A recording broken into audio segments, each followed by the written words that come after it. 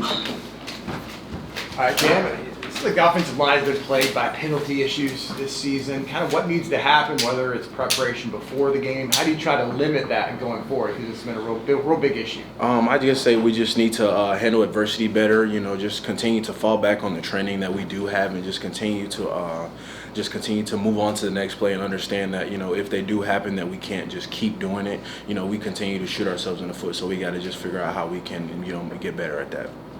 Cam, you guys are halfway through the season now. What has impressed you, I guess, about this group so far through the first half, and where do you kind of see the team taking the next step? I would say the resiliency and the encouragement I feel in the locker room. Like we look at each other and we're like, we lost this game. They didn't necessarily win it. So when you can look in a locker room and guys are understanding that this is on us. Like we are good enough to win these games. It's very encouraging to see the team, and then we just come out and come to work the next day. And how frustrating is it? You see the offense driving in a close game and then false start after false start. And what does that kind of do to you guys in the huddle and you got to try to get back into shape? It's definitely frustrating, but like I said before, it's a next play mentality. You can't let one play beat you twice, just like you can't let one team beat you twice. So you have to continue to learn how to move on from those things for sure. How would you assess the O-line from a run blocking standpoint halfway this season?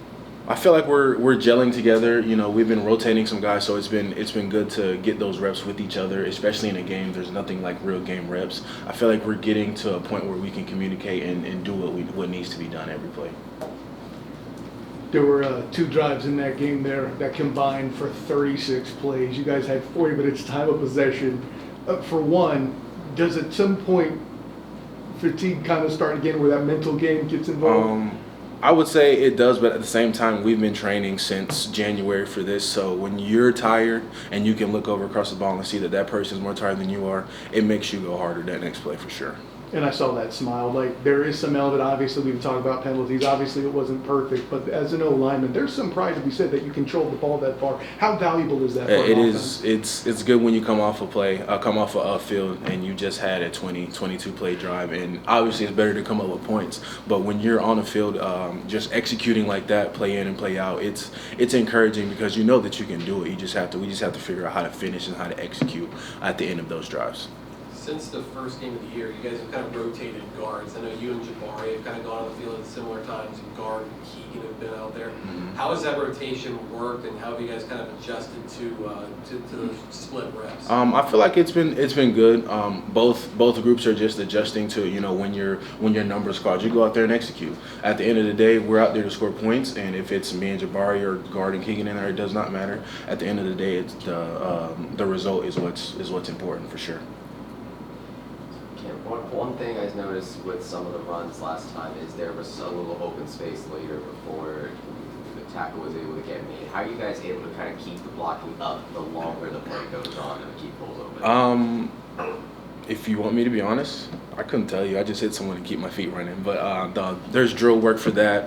We do some finishing drills, just understanding that that extra block springs that play from 3 to 8 yards, and then third quarter it's 8 to 20, and then that last drive when the game's on the line it's 20 to a house call. So just understanding that my strain is getting my running back more yards and keeping that defense on the sideline, kicking their feet up. It's what makes it worth it. As an O-lineman, there's been a revolving door of quarterbacks for this team throughout the year.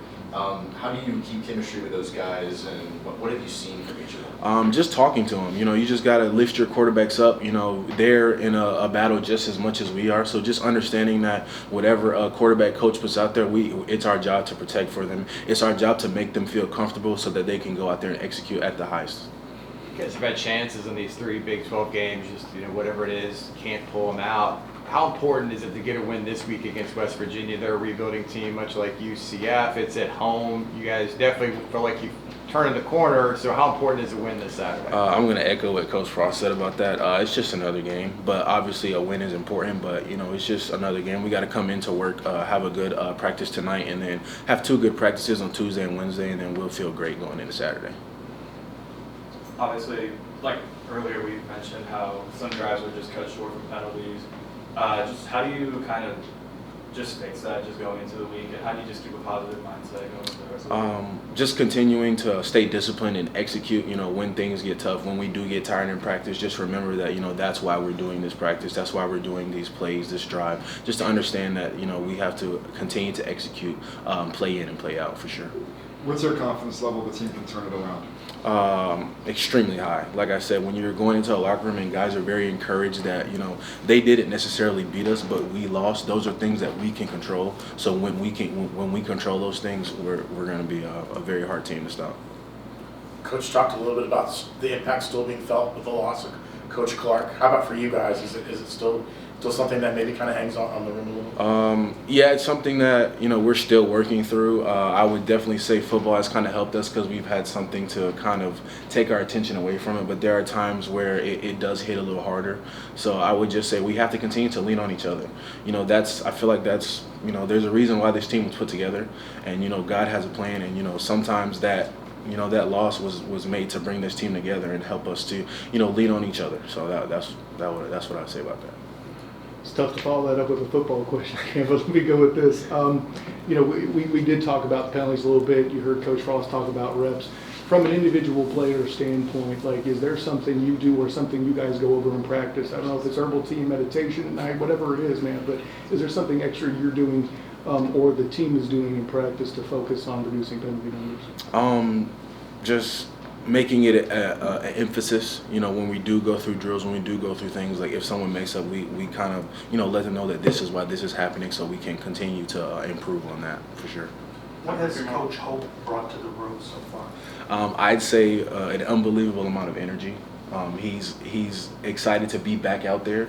So when you find someone that stepped away from football and then they come back to football, it makes you understand how important football is and how lucky you are to be playing this sport for sure. Anything specific on technique? He's made Coach Clark who he is because Coach Clark worked for him. So it's been refreshing to hear some of the same terminology and some of the same coaching points just be reiterated by him. So it's kind of having like a little angel Coach Clark in the room with us. So that's really nice.